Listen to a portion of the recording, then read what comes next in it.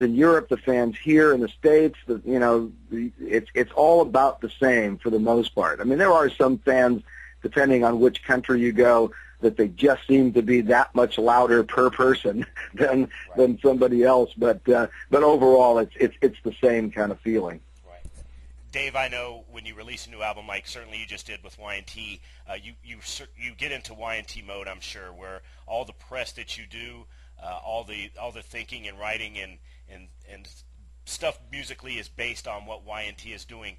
When you're doing something like that with Y&T, with the album and now the tour, does the solo stuff still creep in? Is that something that's still in the back of your mind? Are we going to see more of that soon? Well, I mean, certainly I'm very busy with Y&T. It keeps me busy and it keeps me fulfilled.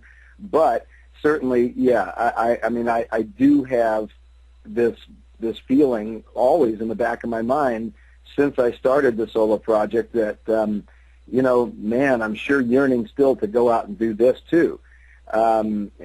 So yeah, I mean, it's there in the back of my mind. At sound checks, I'll whip out a song or two from my solo stuff, and the guys love playing along because it's cool, bluesy, groovy stuff, But yeah, I mean, it's something I'm going to go off after again. There's no question. I mean, it's going to weave in and around Y&T schedule, but I still feel like I have something else I want to say in that regard. In fact, when I was writing for this record, I came up with 2 songs for another blues record that I'm going to come up with. And when I look back on some stuff that I already had that I hadn't recorded yet, I probably got over half of a next record ready to go. So hopefully, if I get some time at the beginning of next year, I'll finish that up and get it off in 2011. Right. Another thing I wanted to ask, and when I have the honor to interview somebody, Dave, that's been in the game a long time like yourself, we know how the I'll say the music industry side of it has changed with, file sharing and, platinum albums and million album selling bands are really kind of disappearing. That's just the way it goes. It's something that obviously that you and your peers have coped with. Y&T has done very well with. With that being said, do you feel like the format now is to kind of put out an album and tour behind it to, you're kind of almost singing for your supper more than you used to be. Is that something that benefits Y&T in the long run, you think? Yeah, it does because, like you said, the complexion of the industry has changed a lot.